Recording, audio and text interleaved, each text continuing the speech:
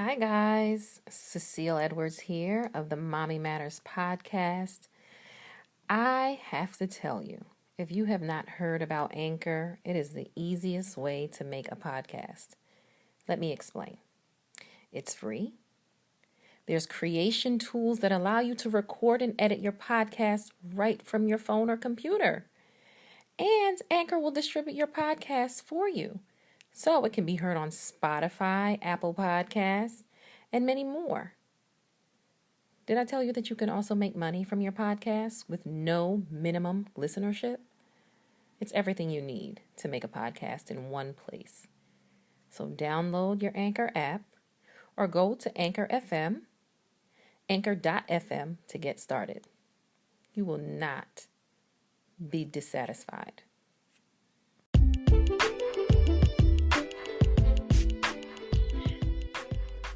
Welcome to the Mommy Matters podcast, where Mommy Matters is a double entendre that states and declares that mommies matter, where we have conversations surrounding mommy matters, from conception to pregnancy to postpartum, mother and father wounds, dating, mindfulness and self-care, spirituality, parenting, discipline, legislation, money, and so much more.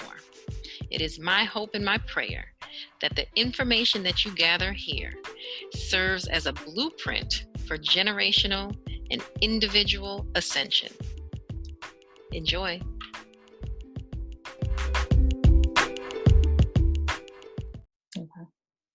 All right, welcome everyone. It is my pleasure today to have our guest, Jamie Fleming of Black Moms Com. I absolutely love that title and terminology. Is just so inviting and so precious. It just feels good, to hear that phrase in and of itself. So I look forward to sharing and having Jamie share her business, why she came up with it, and how she has been helping moms with maintaining their calm.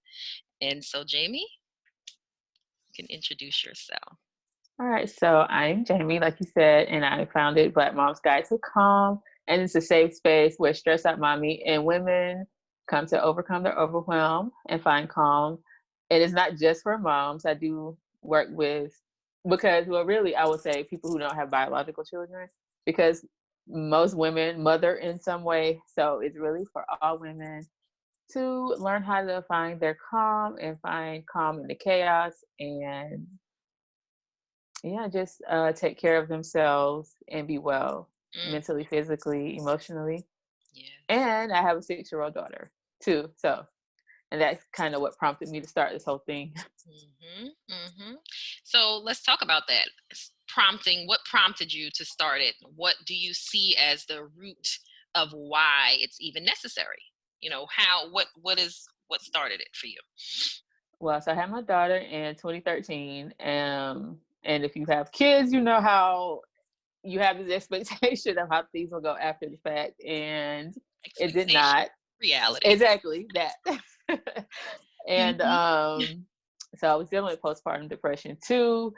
And so it was just all very overwhelming and stressful. But what actually happened was I was trying to snap back, so to speak, tone up. And so I started doing yoga, which led me to learning a little bit more about meditation. And so I started meditation practice and a yoga practice. And I was like, wow, this is great. I feel so much more calm, more centered, more harmonized, and more joyful. And I was like, I want to share this with more women who look like me, because at the time, this was like 2014, 2015, there wasn't a lot of Black women that I saw doing yoga, promoting yoga, meditation, and things like that. So I was like, this is something we need, although we might not realize it. We might not realize we need it, but it's something we need. So I wanted to create a platform to share that with Black women, because at the time it was Black Girl Scouts at Calm. So I wanted to share it with Black women and just show them or introduce them to yoga, meditation, things like that, to help them find their calm. And then in 2018, beginning of 2018, I changed it to Black Moms Guide to Calm, because I realized that moms have a different kind of stress and overwhelm than just if you don't have children. So that's why I started that one, or changed it to that. And because a lot of the people I work with and the people who follow me or, follow the brand, they're moms. So Right. Right. I wanted to cater to that. Absolutely. Yeah. I think that that's definitely a niche that is so critical, and that was my specific Mm-hmm. reason for starting mommyEvolve, because it was kind of Yeah. like, well, and I love that it's a holistic approach that gives you the power to do what is necessary to bring yourself back to center and to find your joy. Mm-hmm. I think that's critical. And I mean, I think from my experience with going through postpartum depression as well, a lot of why had to do with perhaps physical wellness, Mm-hmm. but also mental wellness, mental health, starting with the beliefs that we have around what motherhood is and Mm-hmm. what it should be, and a lot of unreconciled things within our own mother line. Mm-hmm. Mm-hmm. Right. So Yes. the questions that we had, because that was the first thing that came up with me. It's like, wow, my perception of motherhood was limited Mm-hmm. based on not, I don't want to think that it's intentional, but I think that in terms of like what my mom did, I'm grateful for whatever she did, because I now know that it was for my highest evolution, Mm-hmm. for me to transcend certain things and lessons in my life. But at some point, we have to have a conversation with ourselves and with our communities about what that looks like, what motherhood looks like, and invite in the myriad of things that it can look Mm-hmm. like. Right? Yes. Because we end up putting ourselves in this little box and thinking, oh, it should look like this. Oh, if I do that, then I'm not a good mom. Or if I do that, Right. I'm a bad mom. Or, oh, I shouldn't have to ask for that. Or, Mm-hmm. there's so many different things. So I absolutely love on your Instagram page that you put a lot of great affirmations. I'll be looking at like, yes, yes, that's what I'm talking about. Yeah. Because affirmations are important to building your mental Right. resilience. And then the beauty of it all is that you get to transfer that knowledge to your children, to Exactly. any child that you have in your community or around you, whether you're a mother or not. So Mm-hmm. in your opinion, what is the greatest challenge that mothers face? What is the mindset, the thing that you hear most moms say that you um, have something to express about? I would say I would kind of what you were saying about thinking you have to be a certain way. So putting these expectations on yourself, or feeling like you're not enough, or that you don't do enough, or that the way you mother is wrong because you're looking at how somebody else does it, or you see, for example, I call these the women who do, no shade or anything like that because I love it, but like when the women who do the projects like from Pinterest, I call them Pinterest moms. I'm Okay. not a Pinterest mom, Right, so right. yeah. So I have found myself, like, especially since my daughter started school, like, seeing all these projects, and I'm like, I'm not that mom though, so Right, is something wrong with me? But no, that's just not my thing. And just being okay with like how you mother, and knowing that you're the best mother for your child, and that you are doing your best, and your best is good enough. And that might vary from day to day, and that's fine. But just know that you're doing your best. You're doing the best you can at the I moment. love that. I think that that's something that every mother, father needs to Mm-hmm. hear, in this world in general, where we're constantly on this grind culture and go, go, go. And if you don't Mm-hmm. do 27 hours of work straight, then there's something wrong with Yeah. you. And it's like, that sounds very harsh, and no. Right. Okay. Right. Exactly. And the beauty of being your own self and just, being okay with that is that you you have to build a community of mothers no matter what, a community of people around you. And so you have to trust that your child is going to get the variety of personalities, the variety of lessons, the variety of people to interact with. You don't have to be all of the things. Exactly. Yes. Right. Yes. And that's something that you can be intentional about too. Right. You can be intentional. Right. All right. I know who I am. Okay. Right. And that's not my wheelhouse, doing projects. Arts and craft, that's not my thing, but we'll do something. We'll work it out some kind of way. Okay, but good. Listen, and this too, your auntie over there like to do crafts. If you right. Crafts, Yes. Yes. Your auntie can help you out. So, right. Yeah. You know, I lean on my village of aunties heavily. Absolutely. I have to say. Yes. Grandparents, all that. And I have no shame about it whatsoever. But that's something that we should expect. We should start to learn to expect as mothers. And it's something that our community should learn to give. This morning, a friend of mine, in fact, I did an Instagram live with a friend of mine, and we were talking about the magic of elephants. And she sent me, and elephants are a powerful animal to study because they're matriarchal. I should say matrilineal, because people have a different idea about matriarch and matrilineal. And so, you know, the way that they surround and care for and nurture an elephant after she has a baby, that's something that's ingrained also in our human experience, but we've just fallen off from doing that, right? And so we have to find ways to get back to that understanding and that knowledge, you know, to build more of our resilience. So let's talk about your C.A.L.M, because C.A.L.M for you is C.A.L. So it means something. It's an acronym for something. So let's talk about that. Okay, so we'll start with the C. And so, but just to back up right quick, I created this for a workshop that I did last year. And so, yeah. So C is clarity. So you want clarity around your stresses and your stress signals. Because to talk about stresses, a lot of times we don't know. We feel stress, right? And I'm going to come into, you know, how you can recognize it, but we feel stress, but we don't know what the cause is a lot of times. And it might be because you have a lot going on, so you don't really pay attention, or any other reason. But some common stresses, it might be your family, work, your health, somebody else's health, a big life change like divorce or a death in the family, or even a birth can be stressful because it's changing things in your life. And then something else that I hadn't had to mention before, but like a global pandemic, that could be a big stressor, you know, something totally unexpected. Now we know. Right. So those are just a few things. And then you, of course, add on top of the pandemic to your life, your children, your spouse or partner. So all those things can cause you stress. So if you know what your stress is, which I'll come to in a second, but you can know whether you can do something about it or if it's something you need to learn how to accept.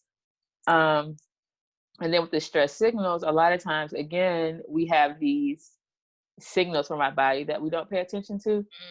But it can be signaling that you are stressed out, especially if it's a consistent issue. So it might be high blood pressure, headaches or migraines, aches and pains in your body, muscle tension. If you find it hard to focus or concentrate on a specific task, that could be a sign that you're stressed. If you sigh a lot, like you're just so tired, that's a sign of stress. Tiredness is a sign of stress, not being able to sleep. So those are just, yes, and it's so prevalent in our society. I don't think that people realize that it's not normal, like to not sleep. Like you need to sleep at night. Yes. So if you find yourself having these different signals or notice these signals, well, you might not notice them because you're so busy with life and doing things. So it's important to slow down so you can recognize what's stressing you and like what is your body telling you so to speak. So, or even what your mind is telling you, if you have racing thoughts, if you overthink, if you tend to be anxious, those are signs that you're stressed out. So the Those A are all is, I used to always have all of those, by the way. yeah, I and I had still, all of those, and I still do, yeah, like on yeah, me but too. a much smaller scale. Right. And I think something else important to mention is you probably, because of how we live, you probably won't be able to eliminate all your stress, Mm-hmm. but you can find ways to cope with it and to lessen it. So it's not affecting you as much and it's not as severe. Right. So the A is two things: awareness of, again, what you can and can't change.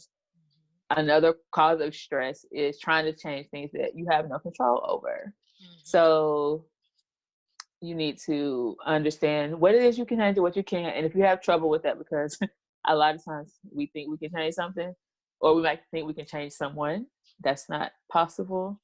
So really maybe journal about the things that are stressing you and think about what you can and can't change. And then if you can't change something, you have to learn to accept what is. And even if it's something you can change, you might have to accept it for what it is in this moment, and then work to make things Mm-hmm. better. But I Yes. think acceptance is a huge thing, because I've been somebody, and I still struggle with this, or have challenges with wanting to control everything and thinking I can fix everything and change everything. But this journey has taught me that's not possible. And I think the pandemic, to keep bringing it up, I know, but it's No, really it's shown good. us, Mm-hmm. yeah, we don't have control over a lot of things, and a lot of things we just have to accept as it is. It's a port. This pandemic, I was just talking on the phone about this. This pandemic for me has been a portal to really having to sit with myself. Right? Yes. Really having to sit with my thoughts, sit with why I function the way that I do, why, and really, and this is years in the making, because I've been doing this work for years and I'm still like, Absolutely. ooh, Right. why you do that, girl? And I thought You know, that was past this. What's going right. on? And now it's Yeah. just unlayering more, but I'm grateful Absolutely. for it. I'm grateful that, because I know people have other stresses, financial, etc. Mm-hmm. Grateful that I don't have to deal with that, so that I can safely be there. And I love that you said that sometimes you have to accept things that you can't control, or accept things that are in this moment and then create a plan for, so a lot of people Right. leaving their job, for example, is a huge thing. Mm-hmm. And I knew that was something I wanted to do, but I had to get out of debt. I had to Mm-hmm. save. You know what I'm saying? But that going Right. through that process was empowering for me, because it was like I was taking charge of my life. So when it was time for me, I accepted that I hated the job and I wanted to go. Right. I was Yes. like, you know what? This is empowering for me to save and do these things so I can move out of this. Or if you're in a relationship you don't love, Mm-hmm. same thing. Do what you need to do to move out of it safely. But you have to, appreciate yourself enough to do that. So Right. yeah, Yes. excellent. I love it. Mm-hmm. So the L is for learning ways to find your calm. And Mm. I'll just go through a few that I like to use. So Mm-hmm. meditation is my favorite. Too. And I know a lot of people have challenges around starting a meditation practice, but what I always say is start small. Right. 2 minutes, 5 minutes, 10 minutes. You can do it daily or every other day, whatever works for you, and just be consistent with it. That will help you not only find calm, but also get in the habit of meditating and creating a practice. I like to do yoga. And that's another practice I enjoy doing. And you don't have to do, I know a lot of classes are like 30 minutes, an hour. You can do 10 minutes of yoga, 5 minutes, whatever you need to do, whatever works best for you. Yes, Stretch is heaven. You hear me? exactly. You can even do it in bed, like right before you go to sleep. I like to do it in bed before I go to Do sleep. that too when I wake Yeah. And up. if it helps me sleep better too. Yeah. Um, so with yoga, moving your body. If yoga's not your thing, that's fine, but move your body in some way. Go for a walk, do some YouTube videos, exercises, something like that. Journaling is another one of my favorite ways to find calm. And if you find that journaling is a bit of a challenge for you, I just encourage you to just write whatever comes to mind, whatever you're thinking, you're feeling. Just start writing. Just let it all come out. Don't try not to think about what you're writing or try to make it, sometimes, even if we're by ourselves, sometimes we try to make it, this perfect thing. Yeah. Right. It's like, nobody's going to see this but you, boo-boo. Yeah, and when you're done, you can rip it up and throw it away if you want to. Whatever you want to do. Yeah. It's just to get it out. It's really get it out. Critical, because that's why sometimes we have those racing thoughts, because we don't get out, you know what I'm saying, what's Absolutely. in our mind, and we've learned, unfortunately, to internalize and keep things in that we're feeling, and the more we get it out, the more we learn to be sophisticated with how we get it out, right? Yes. So we learn the different modalities that are useful to us. We learn, that one, we don't need to hold it in, and that holding it in hurts us physically, literally. Physically, yes, emotionally, mentally, energetically, it doesn't benefit us. So right, yeah. So do a brain dump, let it all out. Don't think about spelling, punctuation, none of that. Just let it all out. And if you need to, throw it away at the end. But that helps a lot. Using affirmations, like you mentioned earlier, I love affirmations. I've been using them for a very long time. Not only can you use them for calm, but just like any area of your life that you want to speak life into, use affirmations for that. And self-care is another way to find your calm, because if you're not prioritizing your needs and making sure you're taken care of, and I don't mean just baths or massages or facials and all that those are important too, but like making sure that you're eating well, or as well as possible, moving your body, taking care of your mental health and your emotional health as well, and putting yourself and your needs first before anybody else's. So those are just a few ways that you can start to find your calm. But let's talk about these default self-care activities. Like, first of all, I'm a fan of all of them. Right, me too. Yeah. Okay. However, it's not a it's almost like a cover-up for handling what's going on inside of you. So I would be remiss if I didn't say also that, sometimes you need psychotherapy to start. I'm not a huge fan of therapy, honestly. I'm going to be honest with you, unless I have a particular kind of therapist. All of my therapists have always had to be spiritually centered, because I personally believe, from my work, and you may have seen this too, Jamie, that a lot of what we suffer from is a disconnect from our source. Right? Absolutely, a disconnect from knowing who we are at our core, a disconnect from our truth, right? So we're living in a bunch of facts, like, okay, we're in a pandemic, but we're not dead. Like, we don't have the illness ourselves, and we can still thrive. We are still thriving. Right.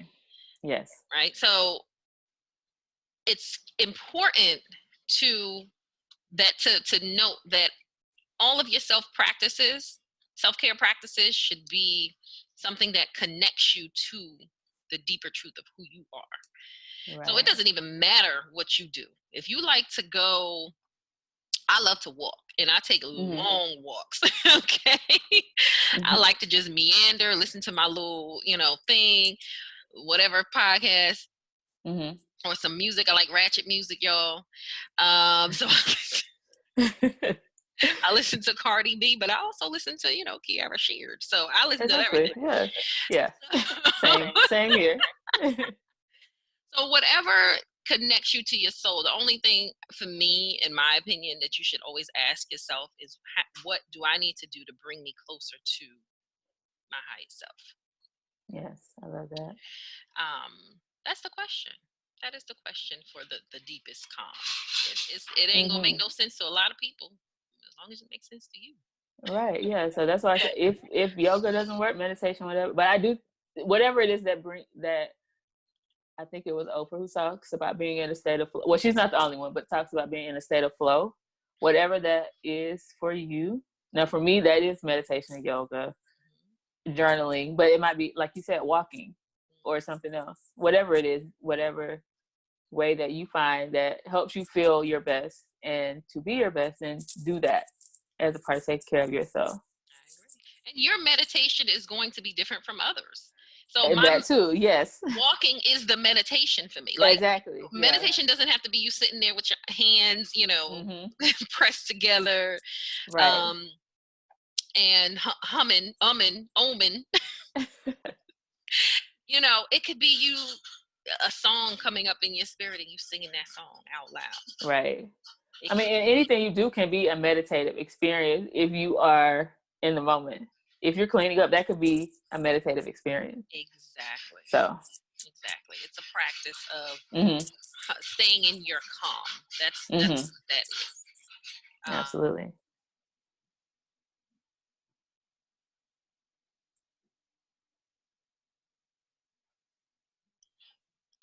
So yes, I think that that's critical to I'm sorry, I cut you off. You're at the M.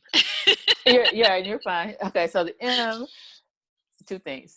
Well, I'll go with what we were just talking about, mindfulness. So being in the moment and accepting what is in the moment, not, because this is what mindfulness really is, being in the moment, not judging what's going on around you, but just taking it in and letting it be what it is in that moment. And also, whatever it is you're doing, being fully there, fully present in whatever you're doing. And that includes, it, as uncomfortable as it is, sitting with your feelings, your emotions. Because now, especially right now, we are feeling a lot of different things. And it's tempting to kind of distract ourselves or, not deal with it. But it's going to come up. I mean, you can only suppress your emotions for so long before they come up some kind of way. So mindfulness, a part of mindfulness is being able to feel your feelings, at least for a little bit, and then maybe choosing something different, but at least acknowledging and feeling what you feel. And also, again, being in the present moment with whatever is going on, accepting what is. And then the other part of M is the motivation. So what is motivating you to find your calm? What is your why, so to speak? Because I feel like if you don't have a reason to find your calm, it might be, when times are hard, it might be challenging for you to, whatever your practice is, to incorporate the practice or to do the practice. So it could be you want to be calm to show your children, a different way. Maybe you were not raised in a calm environment or household, and you want to show your children there's a different way. Maybe you want to do it for yourself because when you have those moments of peace and calm, that you feel better, in every way. You feel more harmonized and centered. So maybe that's why you want to do it. Maybe you have high blood pressure and your doctor said you need to figure out ways to de-stress, lessen your stress. So maybe that's what it is, or you want to be healthier. So kind of think about what is your reasoning for wanting to be more calm and have more inner peace, whatever that might be. And I think that will help you to continue on with your path and your journey, and to continue with your practices. Because there are some days I don't feel like, meditating, doing yoga, journaling, or whatever the case may be. So I have to remember that. And then sometimes I don't do it because I'll just be like, it's okay. But then a lot of times I have to remember, if I do this, it's going to benefit me in the long run. So let me go ahead and do it. Right.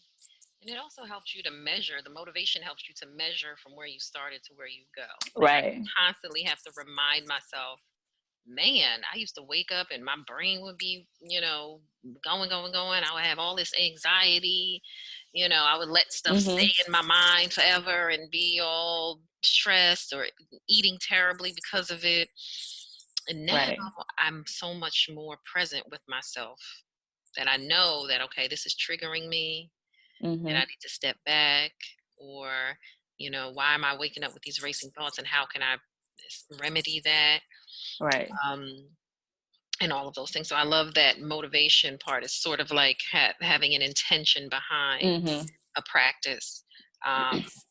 And a huge piece, specifically for Black women, Black mothers, is not judging what's going on around you.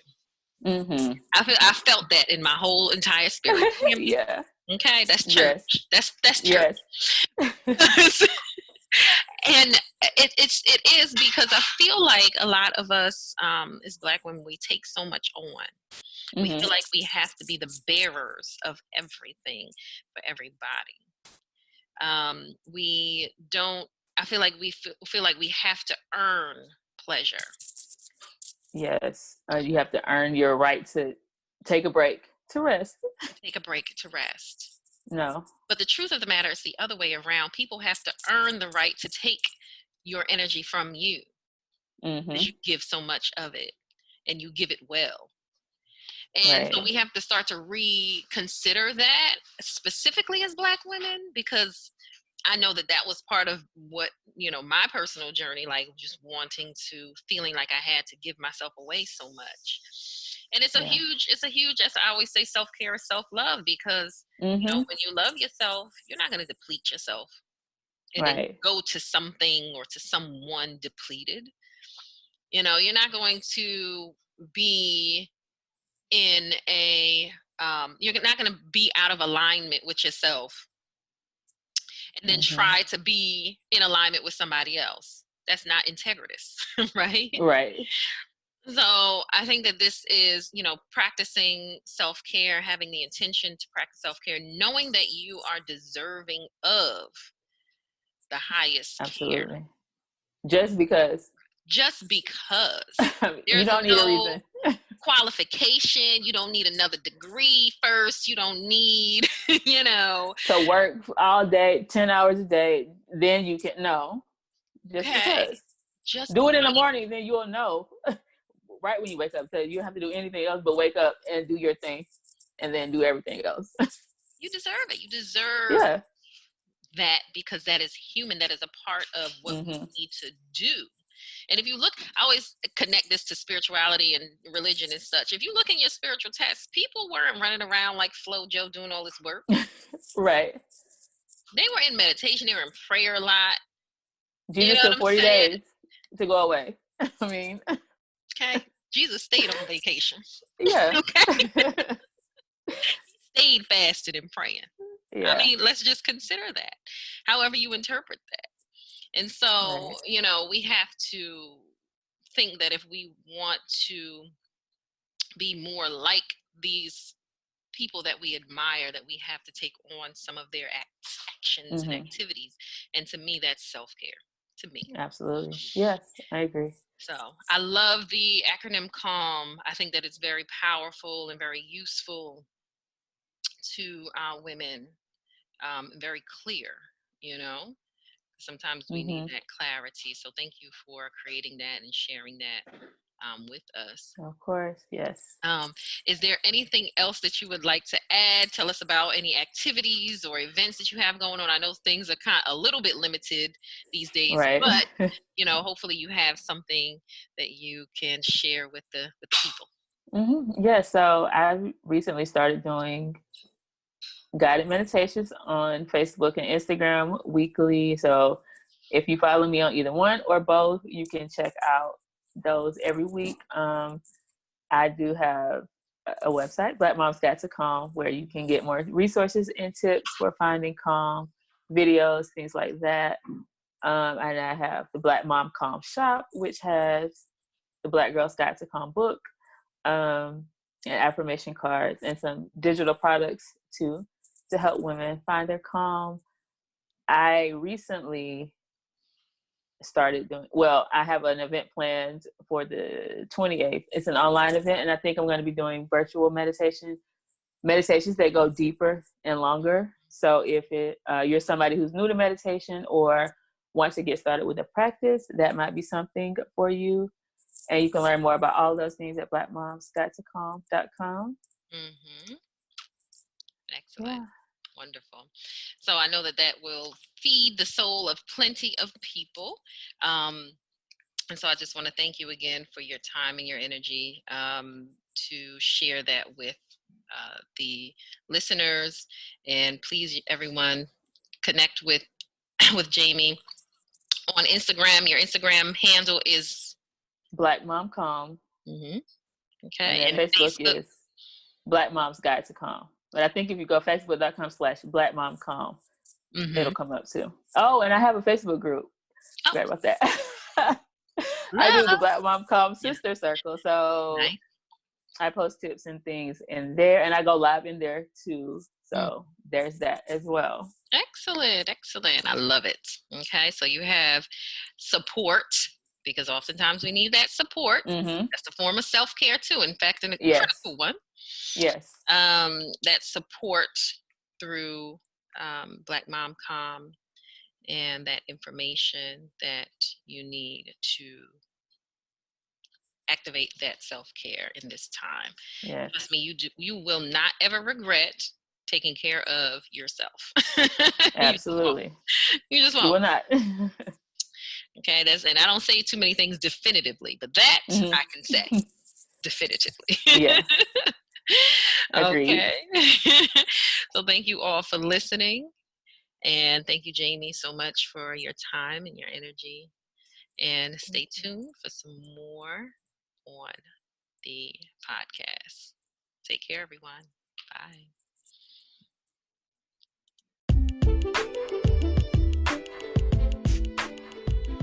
Did you like that? I know it was as informative for you as it was for me. Look, this is a process for all of us.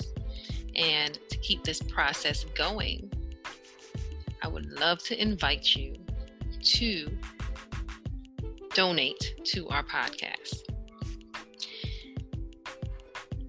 We want to continue to give you high-level content, beautiful content that enlightens and inspires and broadens your vision to elevate you and evolve.